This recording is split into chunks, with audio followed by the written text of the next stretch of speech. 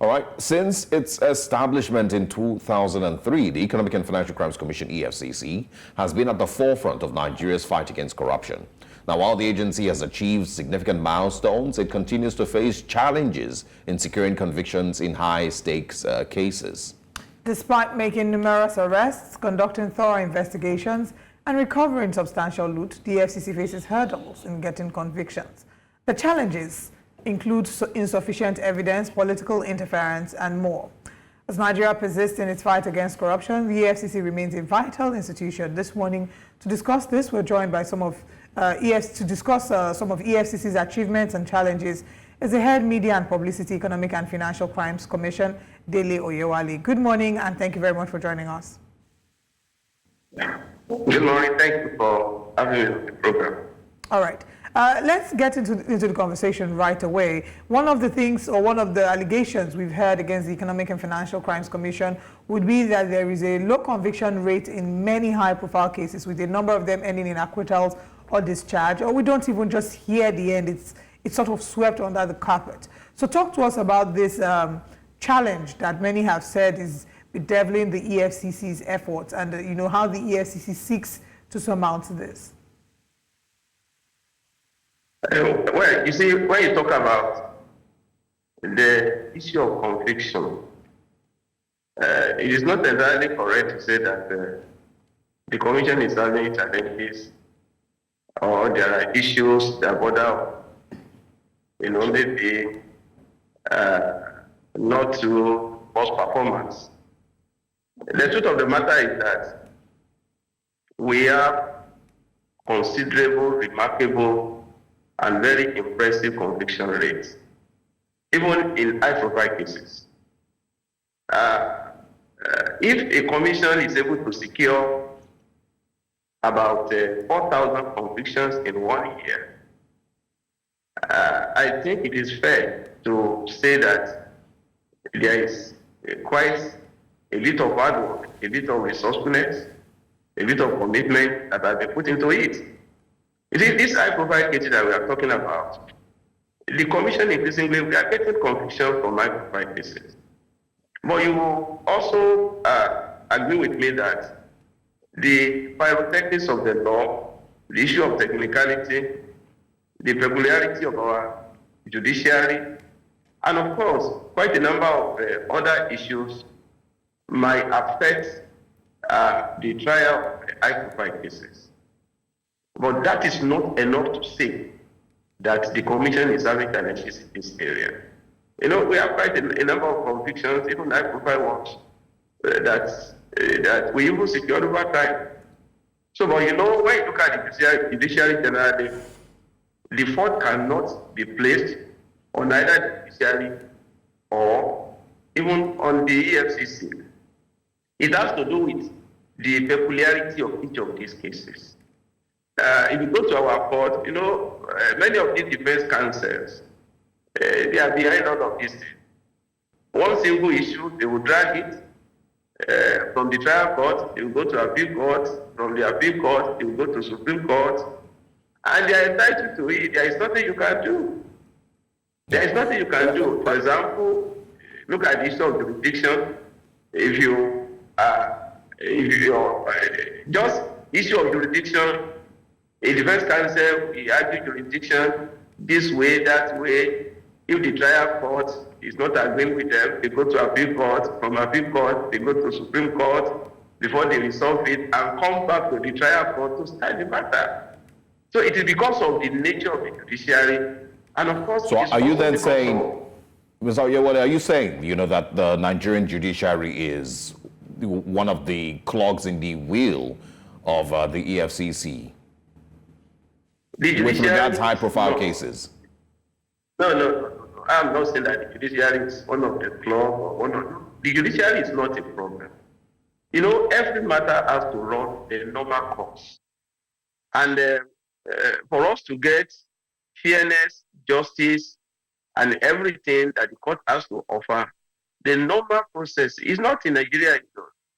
All over the world, a matter must follow the normal course. It must follow the rightful procedures and procedures. in the judiciary. I can't blame it on the judiciary. For example, if someone is talking about jurisdiction and is arguing it, are we going to say because the judiciary does not want to be seen, to be portrayed in bad light, you will not allow him to... Yeah, but the problem here is... Also, yeah, I get your point, but the problem here is, if a case has gone on for 5 years, 7 years, or even more, that doesn't seem normal anymore because we are simply arguing about jurisdiction and whatnot. That's not normal. And again, you mentioned that you score a lot of high-profile convictions. Is there any that we can mention from past governors and the likes recently that we've seen that the EFCC has been able to score? We have quite a number of high-profile cases that we have been able to get of it. Look at the issue of Jolin Yame, the issue of Joshua Darie, the issue of Kalu, the former governor of Abia State. These are high-profile cases. And the commission secured convictions. You understand? Many more. And even those that are at different stage of trial now, they are nearing completion. What I'm trying to say is that all of these cases, they have to follow the rightful procedure. We are not going to say because, we don't want the commission to be seen in this way, to be seen in that way, then we now short-circuit the judicial process. No, you don't do that. You allow the judicial processes and procedure to follow the rightful course. And when conviction is secured, then it will be in the overall interest of the nation. Let's talk about the role that the EFCC plays pre-conviction or the arraignment in court. There have been many who would say that the EFCC sometimes, because of, you've mentioned that the law will take its course, and like you and I know, sometimes the slightest technical issue might lead to the case being frustrated because of what we refer to as technical legalities. And some would argue that the EFCC maybe hasn't done its due diligence before, arraigning a number of people, which then gets the case kicked out in court. And as a matter of fact, that what they end up doing is they arrest people, keep them in detention whilst they're doing their investigation, whilst they're doing their due diligence, so sort of putting the cart before the horse. What would you say in response to that? There is nothing like that. Let me tell you, if you follow the trajectory of our cases and you are familiar with all of the elements, all of the issues that are involved, the Commission has one of the most successful and impressive prosecution record in Nigeria. I will tell you that we have about 98% success rate in our prosecution. Go and check. So if you lose one or two cases because of some technical issues that you cannot even blame on the Commission, then you cannot say that the Commission is not prepared, is not diligent, is not applying its job very well. Let me tell you that there is no way an arrest will be made over any issue if investigation has not been concluded. We don't make arrests whimsically, emotionally, irresponsibly. No, we don't do that. Before an arrest is made, you can be so sure that we have concluded our investigation. And you can, if you are familiar with anyone that has an issue with the EFCC, the moment an arrest is made, all of the issues that are involved, one by one, will be placing before the suspect, how is this done. If investigation had not been concluded, how would they have been able to ask all of these questions? So you see, I think we should just separate ourselves from assumptions, presumptions, and all of those things that have no basis with the reality that is on ground. You need to be familiar with the way we do our job for you to know that before an arrest, investigation will have been concluded. And of course, and that is why with the new leadership now, our bail and arrest procedure have been considerably reviewed. There is no way to make an arrest in less than 48 hours. We are already in court. So if we have not concluded the investigation, how will we have been able to do all of those things? I want to know, because I was asking about the judiciary earlier. You said it's not the judiciary that is to blame, but then you said it's the defense lawyers and, of course, them always, countering with jurisdiction and all that. If the EFCC has carried out proper investigation and it knows that it has a very strong case against a former governor, can you give an idea? And I know it's not up to you to determine, but give me an idea of how long you expect a case to last before you conclude and the person's either found guilty or not guilty. It is not for us to say what to Right, but if a case has lasted for 5 years, don't you find, aren't you uncomfortable with that? If you are familiar with the administration of the Criminal Justice Act 2015, Yeah. these issues have been clearly spelled out on what should be the lifespan, what should be the tenure when a matter is charged to court. You know, all the issue of interlocutory injunction here and there that has always been delaying cases, they have been taken care of, you know, by the administration of Criminal Justice Act. And that is why all our cases now, we are gaining speed, we are gaining traction. But it is not for us to say that, oh, if you charge this matter to court in 2 days, in 3 days. No, it is not a press button thing now. You know, the judiciary has its own processes and procedures. And if you really want to get justice, you must allow all of these processes and procedures to take the rightful course. Yeah. If someone asks, if for example, a suspect feels that he has not been rightly arraigned, rightly, you know, the jurisdiction issues have not been rightly, you know, resolved, he has a right to place it before the court, and the court will adjudicate on that. So it is not for us to say, oh, the natural time for a matter should be 2 years, should be 3 years. No. It depends on the peculiarity of the matter. It depends on the issues that are placed before the court and some other issues. All right, brilliant. So I agree with you that need for us to gain it, you know, concerning the trial of all of these cases. And both the judiciary, the EFCC, the AJA is because of the AJA 2015. If you are familiar with the provision of the administration of criminal justice, you see that all of these issues are addressed in that act. And if you go to any of our courts now, you can see that all of these issues, they have been taken care of. All right. Earlier in the year, and of course, you know, once again, when you talk about high-profile cases, I'm sure you know what Nigerians really want to see. Nigerians want to see former governors. Nigerians want to see high political figures go through the process of a proper investigation with the EFCC and, you know, of course, go to court. If they're found innocent, that's fine. If they're found guilty, they are sent to jail. But there's not a lot of that. You mentioned Joshua Darie. That was in 2012. Audio Zokalu is currently walking free. So it's not, you know, like that is a conviction that Nigerians are satisfied with. Earlier this year, there was a report from the EFCC about 13 governors, about 772 billion naira in total, that, of course, their cases were being revived. Can you give us updates on those cases or where we are? Well, I expect that you'll be familiar with development and issues in the EFCC. What you are talking about, 13 governor, all of those things, the matter did not come from us. We issued a statement that it did not come from us. So, and it was just speculation and, you know, media, the normal media, you know, incursion into whatever is being done. We never issued a statement. We never said anything to that effect. That I think governors, all of the money that you are putting, it's not from us. We issued a statement. But let me tell you that you know that in the lifetime of the administration of Mr. Oyewale, about 3 former governors have been arraigned. Former governor of Anambra State, former governor of Kwara State, you know. Even Yaya Bello, we are placing before the court. Former ministers like Oduagunoye, Salimama, you know, we are in court against them.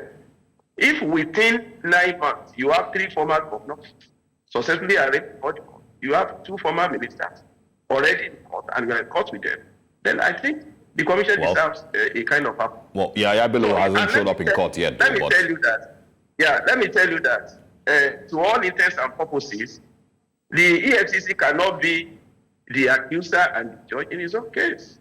When you present a matter before the court, it's before the court.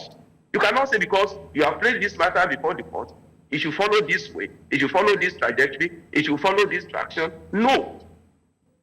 You cannot be the accuser and be judging your own matter. Your own is to do your job, place it before the court, and the pyrotechnics of the law. You know, the architecture, everything that has to do with the judiciary, we take its natural course. Fair enough. Now, so from our own end is to do our job. Do your investigation, place a matter before the court, go to court again with the suspect, whatever the court decides, so be it. Mr. Oyewale, as quickly as possible, we want to address conversations of the EFCC picking on young people, seemingly innocent young people. There have been several reports of them storming into hotels, breaking into doors, arresting people. We did see a protest a few weeks back regarding this, where people were in their rooms and the EFCC people refer to as the EFCC burst in there.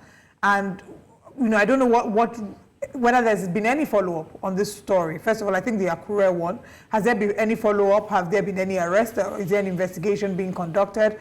Also, how often, like how well or how soon, better put, how soon can we see an end to, these stereotypical arrests and random picking on young people who look a certain type of way because there's an assumption that they're into fraud? Now, well, thank you for that. The Akure issue. A Yahoo party was planned. It was actually underway. We made a survey. We did our surveillance for 2 weeks before we actually made the arrest. And we made 127 suspects were arrested. Out of these 127 suspects, 119 of them, they were indicted. About 45 of them have been convicted already. And concerning the Lagos one, yes, some of our operatives, they behave rather unprofessionally, especially, with the video that we saw concerning the assault of that hotel staff. And the commission has rightfully taken the normal, they were arrested, placed before a disciplinary team, and the result of whatever the disciplinary team is coming out will be made public. Let me tell you, when you are making arrests all over the world, the arrest is not a tea party. It's not an embrace. Sorry, sir, just quickly chip in. You said something about a Yahoo party. Did I hear you clearly say Yahoo party? Yeah. The Akure operation, yeah. Was a Yahoo party was under. There were videos of women whose bodies were assaulted. There was a video of someone who was in her room and they stormed in and hit her. That video. Is that part of it? It was not from that operation. Okay, great. You see, people have a way of bringing all of these issues. No, hold on, Mr. Oyewale. Just to be clear, the incident in Ojo, in the hotel in Ojo, is what my colleague is referring to. There's another incident in Akure where ladies were brutalized and there were marks all over their body. There are two separate incidents. The incident in Ojo. Yes. 119 suspects were arrested, and 112 of them were indicted. And we are about taking all of them to court. You see, let me tell you something about all of these issues. If you have not done our surveillance, we will not go to a place and make arrests. These people, that hotel, our intelligence showed that there was a convergence of all these suspected internet fraudsters in that hotel. And we went there. I agree that the way that female star was handled was not too good. And that was why the commission took the rightful punitive action against the officer. Outside of that, all the arrests that were made, all the suspects that the arrest needed, they were rightfully arrested. They were indicted. We are now charging them to court. You see, all this insinuation that is always in the public, that whenever a stage operation is done by the commission, it is done without a recognizer, without surveillance, just bump into a place. No responsible law enforcement agency will do that. We hear you clearly. We hear you clearly, boy. Let me tell you, many of these stage of operations, the neighborhood, like that Akure issue, we got our intelligence from neighbors around the place. All right. We have to end the conversation now, Mr. Oyewale, but I want you to give us your word that when we come back to you, because we do have other questions that we would like for you to answer and some other issues we would like for you to throw light on, but we want you to please give us your word that you will grant us another interview. Oh, it's my job now. Okay. Anytime you want me, I'm available. Right. Also, would you, now apologize to those ladies that were assaulted during your raids, including the one in Ojo, the one in Akure, would you be able to publicly apologize to both of them or all of them? I don't know what to mean by apology. I told you that all those officers that didn't behave professionally, they are already facing disciplinary action. Yeah, but I mean, I understand that, but, you know, it's not too hard for the EFCC to also apologize to them. It's not in my place. No. It is not in my place to concede such an apology. Our own is that if we feel that normal professional conduct, you know, has been breached, we take the normal action, which we have taken. We have taken that. All right. Unfortunately, we won't have time to explore other questions, but we certainly will take you up on the offer of a second interview. Thank you, Mr. Dele Oyewale, the Head Media and Publicity for the Economic and Financial Crimes Commission, for joining us this morning. Thank you so much. All right.